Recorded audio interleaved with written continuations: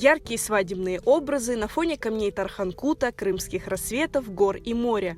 По-настоящему ощутить красоту Крыма и его природы можно на выставке художницы Аделины Баевой «Дыхание весны». Ее картины представили в Алупке в музее Амедхана Султана. Я собрала такую коллекцию, посвященную крымско-татарским обрядам в свадьбе. Этой темой я начала интересоваться еще в академии на 5 курсе, чтобы надо было выбрать диплом. Именно свадьба, потому что это праздник и самый яркий обряд, и хотелось сделать такую мажористую выставку. Работы Аделины Баевой будто переносят зрителя в крымско-татарскую свадьбу в каждом ее мгновении.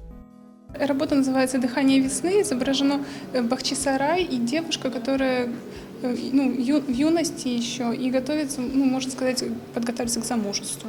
Девушка готовит свое приданое, и она вышивает и ткет ковры, и когда она вышивает, и она судьбу в общем программирует. Наги джисы. Это вот девичник. За 2 дня до свадьбы проводится. Это уже свадьба татой.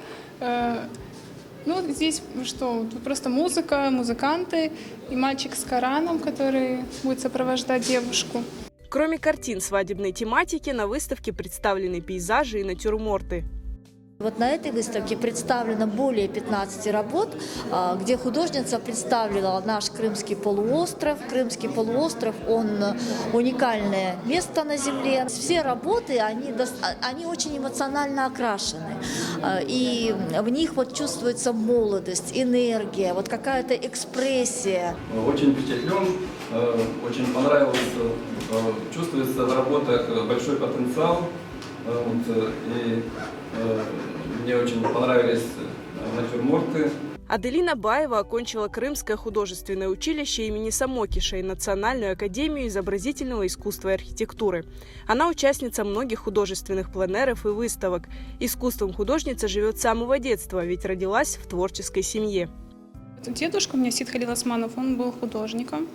И с ранних лет я видела его работы на стенах, и у меня еще родители архитекторы, поэтому творческая семья такая. Сейчас экспериментирую, но больше экспрессионизм. Колористика нравится, чтобы ярко было.